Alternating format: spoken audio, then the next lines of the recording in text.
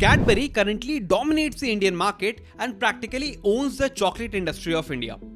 While Mars has a market share of 1.7%, Ferrero has 8.5%, and Nestle has 14.65%, Mondelez, the parent company that owns Cadbury, has a market share of 65%, almost 3 times bigger than the next 3 competitors combined. While Mondelez and their Cadbury have several chocolate-based products like Perk, Oreo, and Bournvita, the star in their product range is dairy milk. Cadbury Dairy Milk alone commands a market share of over 40%, and the size of the chocolate market in India is a staggering 15,000 crore rupees. But what you would find interesting is that this 15,000 crore market was almost non-existent at the time of independence. So how did India, a country that was dominated by traditional sweets for centuries, replace them with chocolates? How was Cadbury, a British brand, able to establish absolute market leadership in India? And what can you learn from Cadbury's journey to dominance? To find out the answers, we need to begin from the start of Cadbury in India. Cadbury was launched in India shortly after independence in 1948. But chocolates were already introduced to India by the British well before that during the colonial period. However, chocolates were usually consumed by the British and by upper class Indians only for a very long time. A major reason for this was the price of chocolates. Since they were imported, their price was quite high and only the rich could afford to savor it. Indians were instead used to eating traditional affordable sweets or mithai. These sweets were developed in specific states and regions within India over hundreds of years. So when Cadbury was launched in India in 1948, the number one problem that they faced was the price. Since chocolates were being imported and hence they were quite expensive, the only way to overcome this barrier was to localize its production. But this was much easier said than done. Cadbury did manage to quickly establish a manufacturing plant in India, but they ran into trouble when it came to sourcing the ingredients. The two main ingredients of their chocolate, which was milk and cocoa, were both missing in India. Shortly after independence, India was struggling to meet its food and nutrition needs, and the milk production of a country was extremely low, not enough to even meet the daily needs of the nation. So when there was no milk for children to drink, there definitely wasn't any to spare for chocolates either. And cocoa was a different problem altogether. It was only cultivated in a few tropical countries around the world, and India was definitely not one of them. But Cadbury was in India for the long run, and they decided to play the long game. Initially, they used milk powder as a substitute for whole milk and imported cocoa to make their chocolates. However, at the same time, they started introducing Indian farmers to cocoa crops. While cocoa is a non-native crop in India, the climate in the southern states is actually well suited to sustain cocoa crops. So in 1965, when Cadbury couldn't find any cocoa in India, they decided to make cocoa on their own. Starting with an experimental cocoa farm that was set up in Kerala, they gradually expanded and started roping in more and more farmers in the state. Eventually, they expanded into the neighboring states of Tamil Nadu and Andhra Pradesh as well. It was a very well thought out business decision. While reducing their dependence on cocoa imports and increasing profits, Cadbury also managed to increase the earnings of farmers and create a new community altogether. The impact of the brand is so deep that many people in the region still refer to cocoa trees as Cadbury trees. And the problem of milk production was eventually solved soon as India ushered in the White Revolution. It was a nationwide movement that started in 1970 and turned India from a milk deficient nation into the largest manufacturer of milk in the world by the 1990s. And this is the perfect example for you to learn and implement the importance of localization in any business. Procuring raw materials locally can lead to a reduction in costs, an increase in profits, and a smoothing of the supply chain. So you should always look for suppliers as close to your manufacturing hub as possible. If you made it this far, please subscribe to my channel. I promise my content will add value for you. Moving on. Once the production of chocolate was sorted, Cadbury now had to look at marketing and tackle a problem that was quite unique to India. As I said, unlike other countries, chocolates were not something that people were used to eating in India, as traditional sweets already ruled the taste buds of the Indian diaspora. So now, powered by the reduced prices achieved by localization, as well as the popularization of television in Indian households around this time, Cadbury started to market its dairy milk as a product for kids. The idea for selecting just kids as the target audience was very clear. Since the adults were habituated and tradition bound to eat sweets, it would be easier to target children as they are much more likely to develop a new taste for an unfamiliar product. And with all the money and efforts pushed into marketing, it worked. Kids absolutely loved the taste of dairy milk, and Cadbury became an integral part of the sweet childhood memories of Indian kids. However, at the same time, this also created a very unexpected roadblock for Cadbury.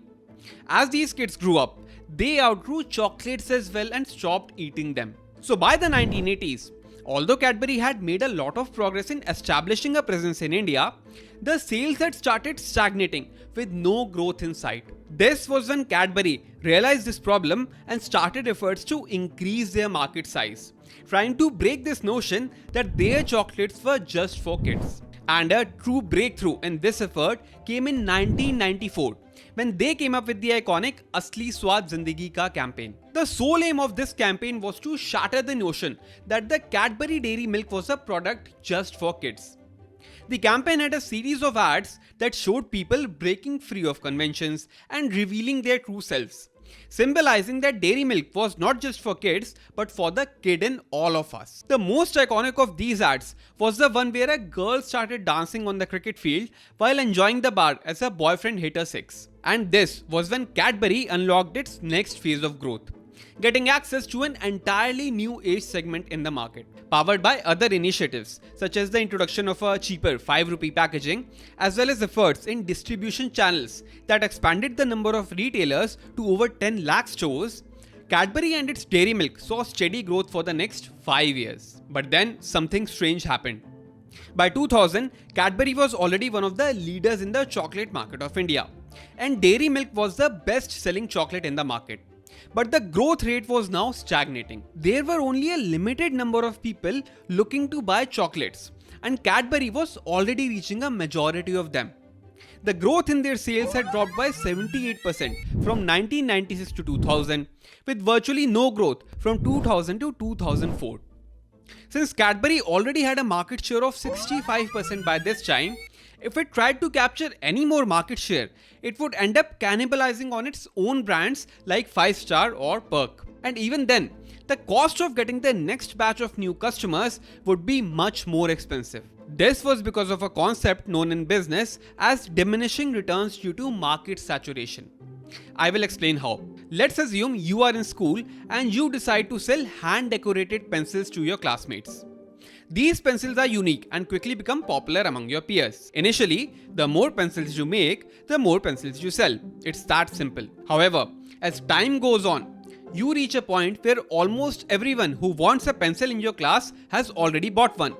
So now, your classmates' demand for these pencils begins to fall. To try and sell more pencils, you find yourself having to put in significantly more effort for less return. This increased effort for declining sales is a classic example of the law of diminishing returns. Cadbury was already selling chocolates to most of the people who wanted them. And this was when they realized that to unlock the next phase of growth, they would have to tap into a new market altogether. And they decided to focus on the sweets market of India. While only a small segment of the Indian population was eating chocolates, it wasn't as if the remaining Indians did not have a sweet tooth. While the chocolate industry in India in 2004 was just $215 million, the traditional sweets market of India was more than 19 times bigger at $4.2 billion. So Cadbury Dairy Milk took the mammoth task of replacing the meetha from India's taste buds, quite literally. Realizing that people often turn to meetha or sweets on happy occasions, the ads started coming out with Kuch Meetha Ho Jaye taglines, along with skits that encourage people to celebrate small, happy occasions with dairy milk. The idea was that for these small, personal occasions like passing an exam or getting your salary, dairy milk wouldn't have to compete with traditional Indian sweets, which were usually given on big occasions and festivals. However, this strategy saw limited success. These small joys were often too personal and not big enough that you would go around distributing sweets or chocolates. The game changer was when Cadbury decided to finally take traditional sweets head on.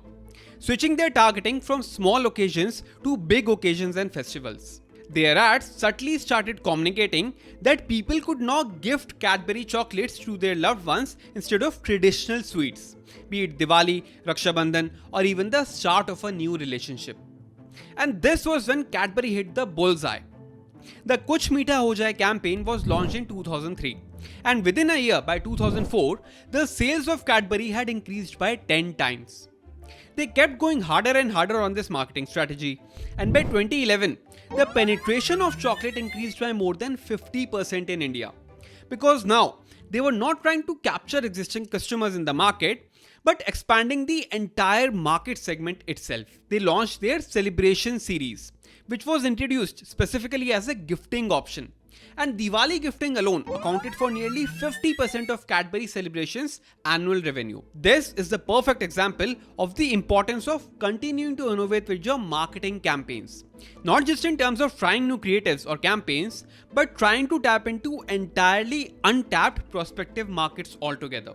By entering the turf of traditional Indian sweets, Cadbury stopped trying to get a larger slice of the pie and increased the size of the pie instead. But as I've explained in my previous videos, product and marketing can be useless if you are not present where your customers are.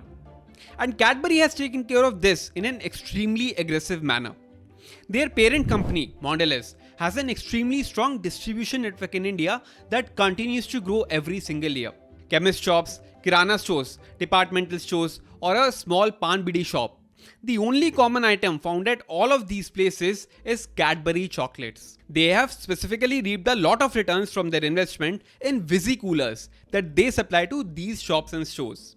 Displayed right at the front counter, these small fridges display a variety of Cadbury chocolates that drive impulse purchases from unexpecting customers. Mondelez now plans to unlock its next level of growth by targeting another untapped market segment, which is rural areas in India that remain untouched so far. If you made it this far, please share this video with one person who loves Cadbury Dairy Milk. Subscribe here and follow me on LinkedIn. The link is in the description below. Until I see you in the next video, goodbye.